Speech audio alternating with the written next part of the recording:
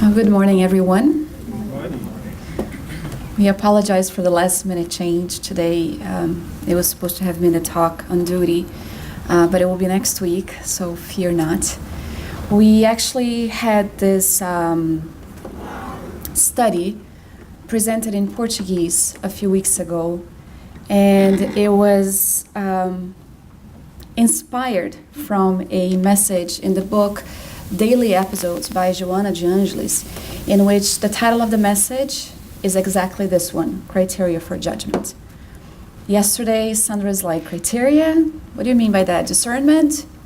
And so I said, actually, that's one of the words that we used to define criteria. And it's right here, a principle or standard by which something may be judged or decided, and also the ability to discern and identify the truth. Discernment, reason. When we bring a study like this one, automatically we think, or we judge, oh my gosh, it's going to talk about Jesus and don't judge so that you may not be judged, right? It's very normal that we think we're going to keep hitting on the same note again and again on the teaching of the gospel. But that's not what we are here to do today. We are actually here to reflect on the aspect and also on the kind of impact that a judgmental soul can have on oneself, on others, and also on society.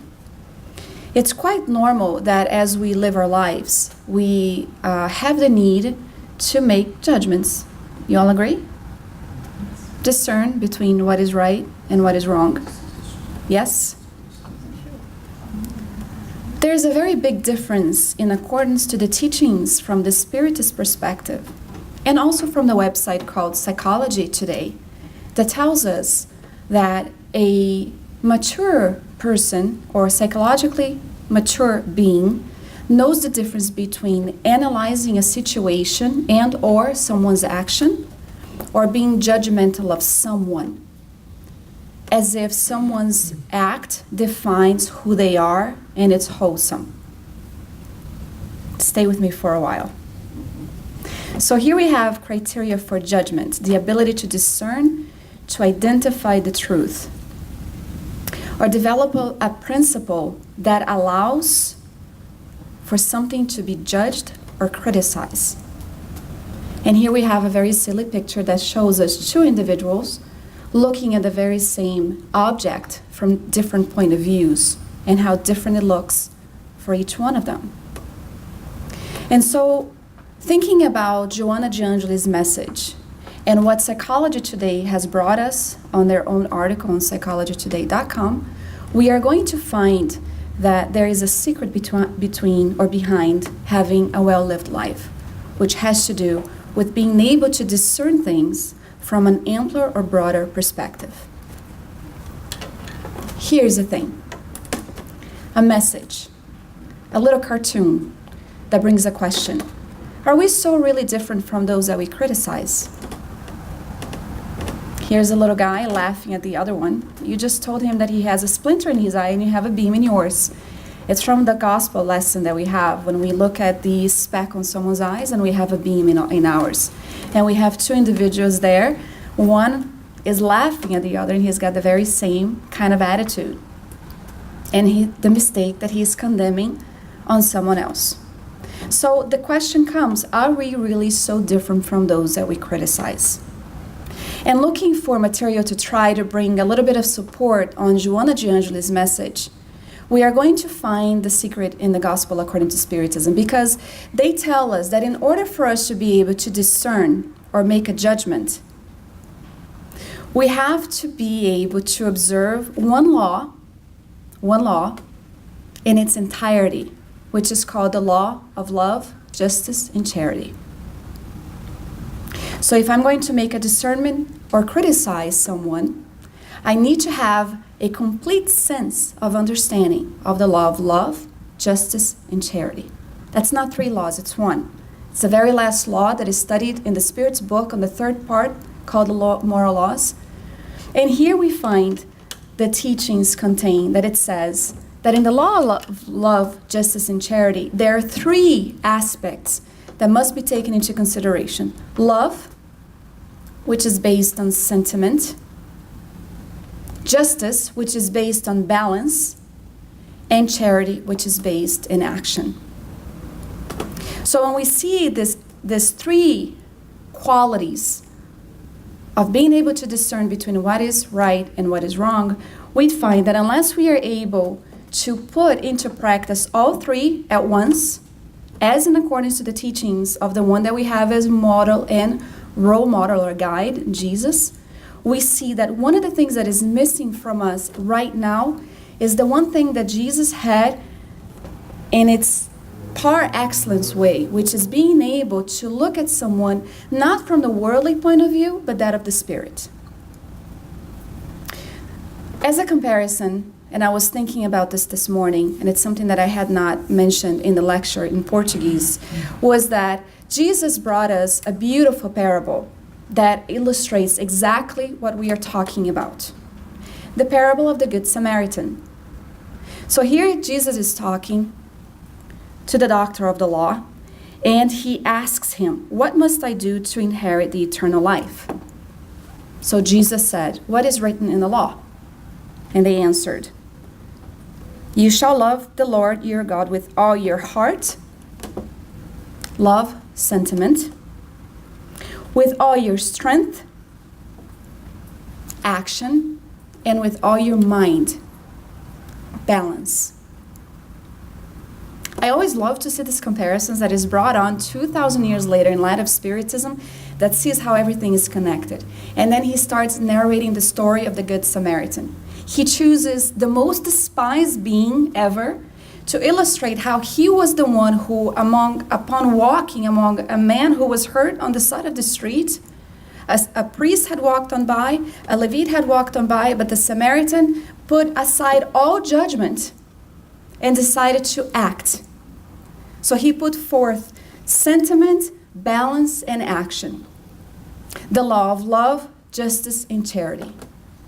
It's in setting aside judgment on who may be fallen and make a decision, make a judgment based on what is immediately needed at that time. So somebody is fallen. And what does he do? He puts himself in service and starts applying the law of love, justice, and charity. So as we keep going, we find here that to be able to discern or judge, one must be able to practice the law of love, justice, and charity in its greatest purity. If they question their conscience about their actions, they ask themselves if they have violated the law, if they have done any evil, if they have done all the good that they could, if they have willingly disregarded any opportunity to be useful, if anyone might have a complaint about them, and finally, if they have done unto others everything they would have liked to have done unto themselves. Our purpose today, which is what I kind of fell into it when doing the study, is not to fall into a guilty state of mind in thinking that we don't do any of this yet, but it's to think about the fact that we don't do any of this yet, and therefore, we don't have the right or the ability to make a discernment that is based on love, justice, and charity. Because when Christ said that better yet, Paul talked about how Christ saw people from the spirit point of view and not the worldly point of view, he's talking about the fact that Christ was able to look at someone like Ricardo, for example, he's the one I'm going to pick on today, and see him for what he is, all that makes up whom he is. It's not the fact that he's Ricardo today. It's all of the content, spiritual content that he brings from this existence and other existences as well. So oftentimes we see someone, and let's pretend that's the case of Ricardo, who is bitter, who is cold, who is standoffish, and I can say that because he's none of those things, right, Ricardo? You know that. Love you. Yeah. And make a decision based on what we think and perceive him to be. But we are not able to look into his heart, to be able to look into his soul, to see who he truly is, and why perhaps he's got a standoffish type of personality, or why he's unable to open up and be loving, or why he's unable to socialize with people, We can't dive into the world and find out the kind of childhood that he might have had, the kind of previous existences that he might have had. And one of the things that we are often quick to judge is the fact that we say, yeah, but that was his childhood. If he's unable to move on, then we are judging on how deep his scar truly is.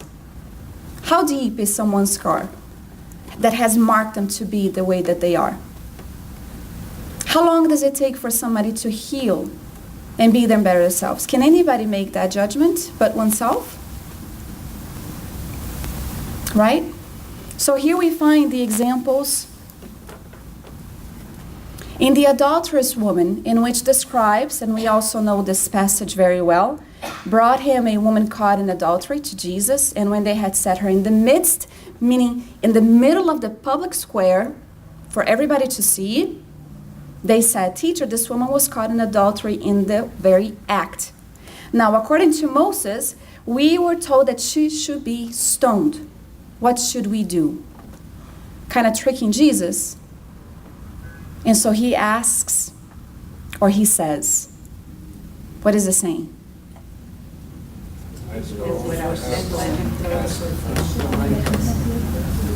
And then little by little, they disappear, starting with the elders. Starting with the elders. Because if they put into practice, which they did at that fragmented moment, the law of love, justice, and charity, they realized, and we can go back here, that they couldn't, or they weren't able to discern the mistake of the woman, because they, in their own conscience, knew that they couldn't act in accordance with being the judgmental being. They themselves could not say that they had not done any mistakes, that they had not violated any law, that they had disregarded any opportunity to be useful, that they might not have had any complaints about them.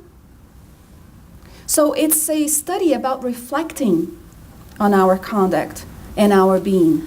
Because they couldn't do any of that, they started to leave. It's interesting that today we have in the social media the modern public square of 2,000 years ago, and how we are quickly to put shame onto others, as if we are presenting the person back in the presence of the Master himself and saying, what does the old law say, that we should stone someone for their mistakes? Well, Christ looks at that situation, starts writing in the sand. Nobody knows what he was writing or what he was drawing. Looks down, points, starts drawing, as if he's pointing to the earth itself, as if to say, on a world of trials and expiations, no one is without fault. Bottom line.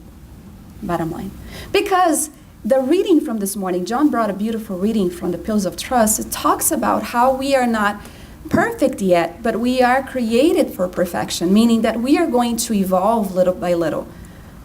Perfect in the sense, because perfect only God. But being able to attain a status of pure souls without mistakes. And we are not there yet. And that's a beautiful thing to acknowledge today. Beautiful thing to acknowledge without guilt or without any kind of remorse, because it tells us that we are not who we are today. We are in a process of growth, of spiritual progress. If we are unable to take a look back 5-10 years ago and not see any kind of difference or change within our own personality, then we need to start evaluating what we are doing with our lives and with the philosophies that we have chosen to live by. In this case, this beautiful body of knowledge that we have in Spiritism. So I'm not where I wish to be yet, but I have an infinite road ahead of me that tells me that I am able to accomplish great things, if not in this life, in the next one. And that I make a proactive step forward to try to change that which I do not like within myself. That's part of the message from Joana de Angelis, is how often we are so quick to make a judgment based on one mistake that we make. And putting ourselves down so much so that we feel ourselves to be worthless, that we are not good for anything or to accomplish anything. And that with the same severity that we judge ourselves, because the world is a reflection of ourselves, we judge others. And so we look in the mirror and we don't like certain things about us. This is Joanna de Angelis saying so many words. And we look out into the world and we do this very same thing with the one that is beside us. So Jesus said, "What should you do? You shall love the Lord your God with all your heart, with all your soul, your strength, and your mind, and your neighbor as yourself." So Christ says, great, you have answered correctly. Do this and you will live. Well, who is my neighbor? Who is my neighbor? And then he starts telling the story of the Good Samaritan. Well, our neighbor today is everybody who's at the Spirit Center, everybody who lives with us at home, people in society. That's who our neighbors are. As we keep going, we are going to find that the problem of a sin, in accordance to Joanna de Angelis in the book Jesus in Our Days, belongs to the one who has committed. And here we have sin in italic, and I really like the fact that she put that in italic, because although it's a language that we often do not like to use, just talking about missing the mark, making a mistake. So the problem of the one who makes a mistake is theirs alone. Means it's to the one who has committed, and afterwards is subject to a painful process of self-punishment, seeking, even unconsciously, to break free of the wrong that as the guilt weighs so heavily on the conscience. So here she's starting to analyze here. If I have made a mistake, the problem is mine alone. So let's say that Peter, Simon Peter, sitting right there, makes a mistake that from my perspective, from my perception, from my point of view, is completely incorrect. Well, Patricia is having a look from another view. She knows facts that I don't have. So for her, she can be compassionate and understanding and saying, you know, Peter acted this way because of this, this, and that. And I can have another view of the situation and condemn him for the mistake that he has made. Not understanding that not only is he going to be faced with a painful process of acknowledging the mistake, if I am not careful, in the position of a judge, someone who is judging him and condemning him, the process of trying to break free is going to be nearly impossible for him, because the weight of the guilt is going to be amplified by my own loveless and compassionateless act towards him. So when we talk about having to have the strength or being able to put into practice love for one's neighbor, it often means helping the one who has fallen so that they can get back on their feet and continue their road to recovery, whatever that might be, whatever small or great that it might be. And this picture is really, it really illustrates what we're trying to say, because a finger pointed weighs greatly on someone who brings guilt from a previous existence, who perhaps did not have an upbringing childhood where parents empowered them to have self-esteem, or who was always asked to be perfect at all times. And we have often people in society committing suicide because we have a loveless society, bringing them back to the social square, the public square, stoning people for the mistakes that we often make ourselves. As she keeps going, she states, judging the actions of others as incorrect, accusers project their own shadow in the form of self-justification. So, we can bring many examples here. And I can say, you know, I was rough with my husband this morning because he was rough with me last night. I'm bringing justification. But was I judgmental on his action the night before? Or was I filled with compassion and understanding, as opposed to placing justification on the actions that I myself commit? Which will not rid anybody of their own blemishes. Consequently, tolerance for others and ourselves is a sine qua non personal and fraternal therapy that enables us to grasp the difficulties of those who err and offer them a helping hand. So we were talking about this week, how important it is to develop relationships, whether it's a spousal relationship or a friendship relationship, where we are able to make mistakes and others are able to see us for whom we are and not what we have done, and develop this kind of compassion where the fraternal therapy comes in doing what? When I seek Sandra for assistance, or better yet, when she sees me making a mistake, instead of taking an attitude of judgment, she offers fraternal assistance and understanding. Not that she's going to, go like this on me and say, congratulations on making a mistake, stay in it. But in trying to analyze or help me analyze the situation so that I can become better, which also hurts the other person if they're not equipped with material enough not to develop guilt. So it's a two-way thing that we are working on. Not only the process within ourselves that we try to work on that which brings pain and guilt, the ego, the hurt ego, but also on how we relate to other people and what we do to them and how we make others feel unnecessarily. She keeps going. As we accuse and judge others' wrongs, we yield to the dark trait of pleasure and vengeance in pointing out weaknesses in other people who always deserve the same compassion that we would expect for ourselves in similar situation. So here is doing unto others as we would wish them to do unto us. And we can talk about this extensively, but it's interesting that she talks about bringing out the dark trait of pleasure or vengeance that we have in pointing out other people's weaknesses. And this kind of brought my attention to try to understand a little bit about what she had to say. When we talk about doing an internal evaluation, not judgment, or better yet, just an evaluation of who we are, we go into a very interesting journey within that we start looking at our own weaknesses and we start trying to see what it is that needs to be worked out on. And we stop reflecting that which we have wrong onto someone else. As if when I point my finger at Elcio and telling him how awful he is, or how cold he is, or how judgmental he is, it's as if I'm trying to punish or beat up that which I don't like inside of me. Inside of me. It's very interesting. Because psychology today, on a wonderful, I'm going to come back to this one. On our wonderful article written on their website, they talk about what happens when we try to be judges, the judge of a situation. This is not Spiritism. This is psychology today. They said, we have this tendency to believe that our perceptions and judgments are in fact the reality of things. We have an inability to perceive all factors.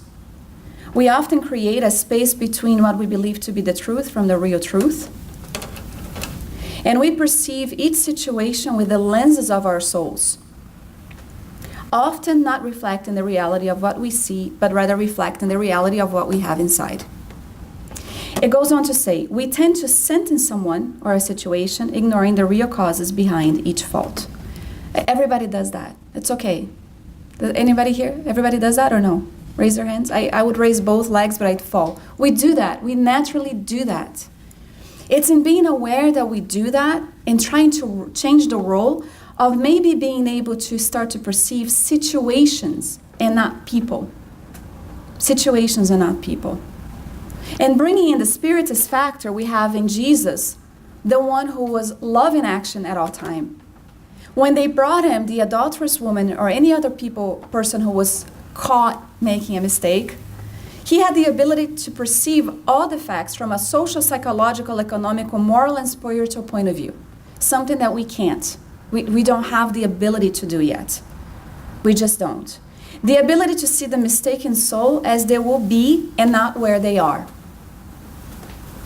And the ability to understand its situation in its totality, using an opportunity for a mistake to empower the mistaken being. Go and don't sin anymore. Go, don't make the mistake again. The conversation between Christ and the adulterous woman was interesting. Because when everybody left, he said, woman, nobody condemned you. She says, no. So he says, go and don't sin anymore. Meaning he acknowledged that she made a mistake. There was no making, okay, it's okay, I'm going to pass my hand over her head, and it's okay. She made a mistake. She disrespected her husband at home. She was caught in the act. So who hasn't been caught in the act of making a mistake? Right? Whether it's an adultery or not. We have been caught making a mistake. I was just kind of like, phew, it's true. But the difference is, later on, and I've narrated this before, she looks for Christ when she's alone with him and she's embarrassed because she's fully aware of her mistake. Because that's what happens also. If we allow ourselves a step back to analyze the situation, we might fall into embarrassment, realizing that we were mistaken. The secret is not to fall into shame that turns into guilt that paralyzes. It's reflecting, understanding, analyzing, seeking someone to say, I apologize, or trying to rectify the situation if it doesn't involve someone else, if it involves us, and trying to move forward. But anyway, she seeks him, and she starts telling him the pains of her story, how her husband was no longer the one whom she had married, what lacked in their relationship, the pain that she felt. And he saw that what she was seeking on another man was all of that which was missing in their relationship. And Alberto Almeida says that in a relationship, whether it's marital or not, when somebody fails, the immediate person beside them have a quota of responsibility towards the fall. Nobody fails alone. Nobody falls alone. Which talks to us about the need of being tolerant and compassionate in the day-to-day activity with each other. It's not to say, you don't have responsibility in it. She did. He tells her, it's true that you lacked in love at home, but you were also mistaken. So she asks, what should I do? I have nothing else to live. I've been humiliated in society. I mean, you especially women at that time. Can you imagine the situation? So he tells her to live in accordance to his teachings, which she does. She goes to a faraway city. She opens up this establishment to receive people who were in need of assistance, of aid, and she starts applying the gospel of Christ to those that she embraced for her care. Until later on, she receives in her own embrace her own husband. This is a beautiful story. We'll do another talk. Biga can do a talk on this later on. It's a very beautiful story of reconciliation and how she was able to erase a multitude of wrongs by applying the law of love, justice, and charity. But Joanna de Angeli tells us that there is a very dangerous zone when we get ourselves into a position of judgment. And here's what she has to say. So I hear a fact about Sandra that I don't like. John and Sandra had a falling out, and John comes to me and he starts telling me all the ills about Sandra. He's venting. I develop a sense of view and perception of Sandra based on what he said. I'm not even in contact or touch with whom she is. Joanna de Angeli calls this a venomous attitude of gossip and judgment that spreads like a disease. So all of a sudden, John comes to me and tells me about the wrong that Sandra committed to him. And I develop this sense of view about her that doesn't reflect the reality, perhaps, of what happened between them, because he's telling me his point of view. I haven't heard hers yet. Or the truth, really. There's 3 sides to the story. He is her and the truth. And then because I have this feeling negative for her now, I go and I tell Carlos about Sandra. And it spreads. Before you know it, we have someone shunned out of our social living place. Someone who perhaps needed the assistance and compassionate view. And so she tells us that when somebody approaches us to talk bad about someone else, making a judgment on what they did, sometimes not even to themselves, just something that they saw them doing in society, that what we do in reality is a very intolerant, not compassionate, loveless action that shuns someone else out and shames them for no reason.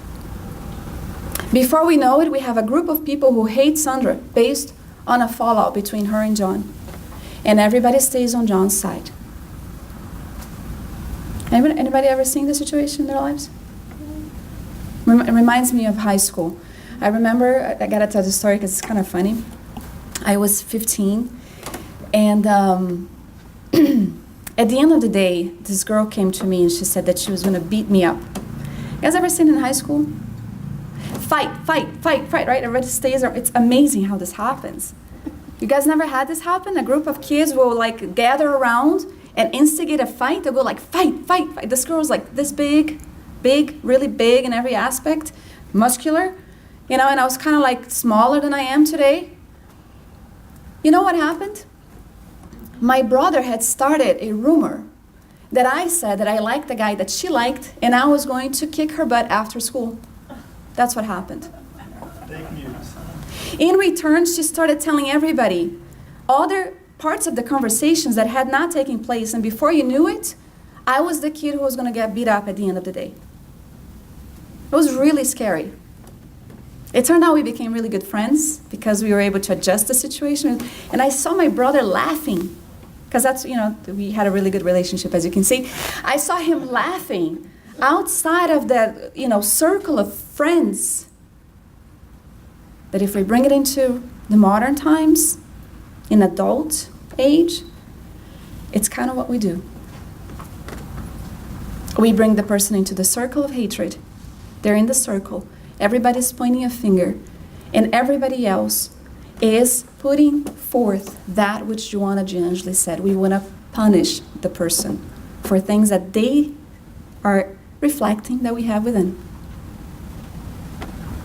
We have to be very mindful of this, because we talk about inheriting the earth in gospel talk, or we talk about going from a world of trials and expiations to a world of regeneration, and we forget that the quality of a world of regeneration has to do with the quality of those who inhabit that place. It's the quality, it's what we bring into the world of regeneration.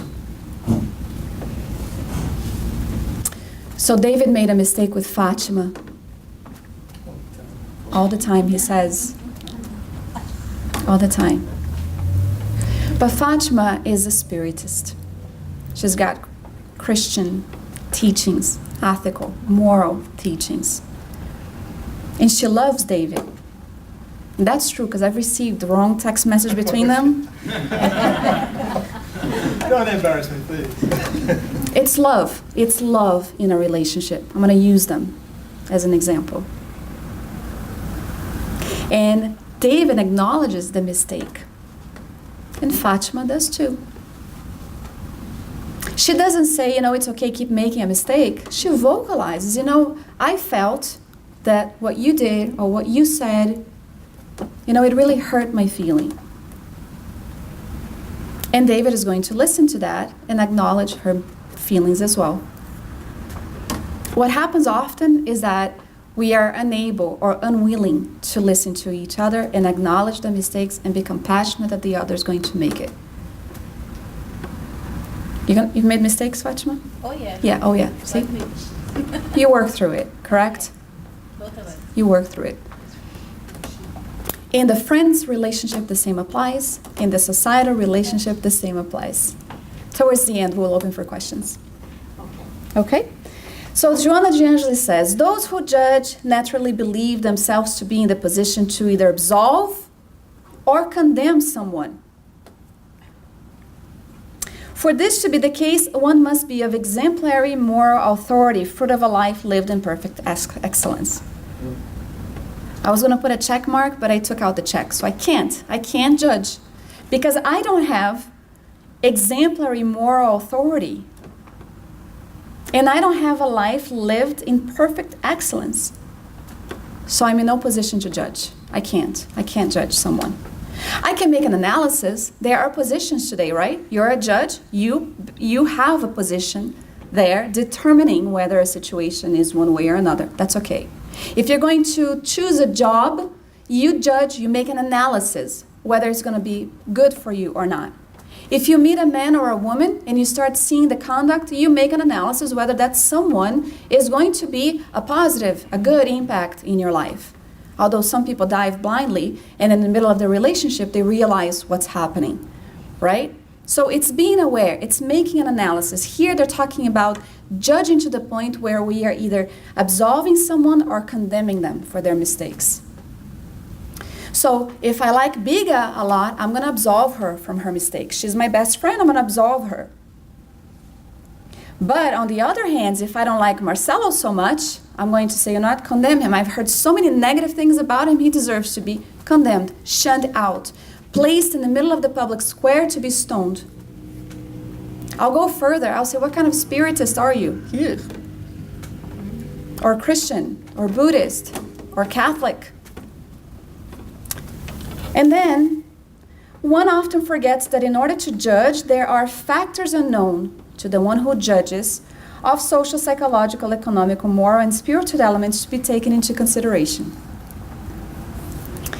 This young woman on a TED Talk, beautiful TED Talk, talked about how we have a judgeful society, a society full of judges. She says, right now you're probably judging me on my hair, the way I look, the way I dress, whether I gained weight, whether I lost weight, which by the way is nobody's business if I gained weight, right? She says, but the truth is that we live in a society full of judges. She says, take a mother, for example, 3 kids to feed, abandoned by her husband, unable to get a job. It's 3 a.m. and her kids are crying out of hunger, famished. She has no solution. What does she do? She leaves the house and she prostitutes herself, sells her body, to be able to buy 1 carton of milk. She goes home and feeds her children. And she sees that action that she had done was not so bad in light of the comfort that she brought her kids. So she goes out on the street and does it again and again. She said that, ladies and gentlemen, was my mother. Did anybody stop to ask my mother in society if she needed help? Or did they look at her crooked in the eye as she was standing in the corner selling herself? It's a beautiful thing for us to think about. So she says, we see people often failing in society based on what we think it's morally right or wrong. But what do we do to step in and offer a helping hand? Joana de Angeli goes on and says, the best answer will always be love for one's neighbor. Love that understands, that acts compassionately. But she continues, the woman caught in adultery before being labeled a sinner was a victim within herself, having fallen, slipped into the foolish act brought on by many factors that made her unhappy. Judas' betrayal was brought on by his weak and obscure obsession, and regardless of Christ's love and care, he could not overcome his own fears. And so he dove deep into the abyss, committing suicide at the end, realizing his own wrong. Who rescues him? Christ himself. Thomas's doubts stemmed from the frailty of his own soul regarding spiritual realities. You guys know the study in the gospel, Thomas needs to see to believe? He's talking about frailties, spiritual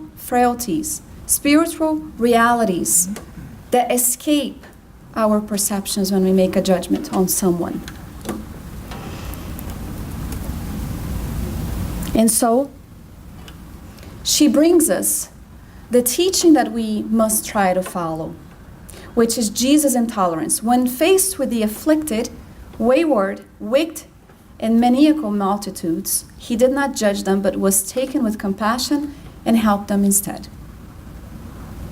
We often talk about Christ, but we really don't bring it into reflection about his attitude and our own. We're at the Spiritist Center, and we have him as a role model and guide. So the invitation, personally to me, first and foremost, is that we do use him as a model and role that we have, or guidance. He was compassionate and loved them, enveloping everyone in tenderness, always teaching the means of liberating to find peace. And she tells us, have compassion on those who err. Their conscience will be their judge. Help those who stumble. Their weakness is already their punishment. Tolerate wrongdoers. They are your future should you not be strong enough to proceed rightly.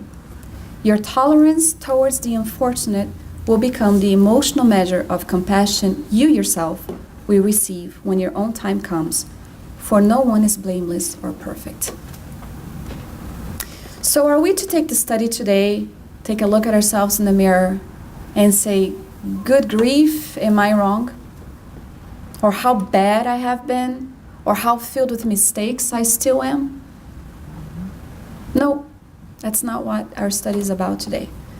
Our study about Jesus' intolerance and understanding that as much as we see others making mistakes, we often, and this is in accordance to the message brought on by Joana de Angelis, we are quick to be severe with others and very lenient with ourselves. We shouldn't be severe with ourselves. We should be aware of ourselves, of what we still need to work through. In recognizing that when we see someone who makes something, if it stings a little bit too much, that there is an area that we need to pay attention and be mindful about, that needs work, that needs reparation, that needs a little tweak here and there. She also talks about being cautious not to be too severe with our own mistakes, so that we don't fall into the trap of guilt and shame. As we see in a lot of spiritist literature, especially when we read about the afterlife, how many spirits suffer from bringing guilt and shame into the afterlife, we have spiritist philosophy or body of knowledge to prepare us, not only for a life well lived, but also for dying well. Getting to the other side where we are able to review our lives as a process of education. We enrolled in a college. We are here with different courses, different classes, different degrees of education and understanding of life. And so we start looking at each other as students. So if Alex is getting an A in morality, perhaps he can give me a helping hand. Not by applying superiority over me, which he doesn't have because we are all here, all equal, but by offering a compassionate view and assisting me with the fraternal therapy that Joana de Angelis tells us about. Because in the end, if we aren't able to live in a society and recognizing that we all have our cross to bear, the weight of the crosses that we bring from a previous existence or this one, and have the genuine, very innocent attitude of this little girl where she rushes to try to help the weight. This is exactly the kind of attitude that Joana de Angelis and Christ are requesting from us. To be filled with so much compassion, but so much compassion that we are more compelled to offer a helping hand than to offer a pointing finger that weights and hurts someone, more than uplifts and encourages and empowers them. And so this is the reflection and the message, if we can take anything home today, that we just think about this image right here, right now, and try to develop within the understanding of the law of love, justice, and charity, so that compassion and love screams louder than any need for judgment or discernment that is based on a very limited perception that we bring within ourselves. And with that, I will open for questions and comments.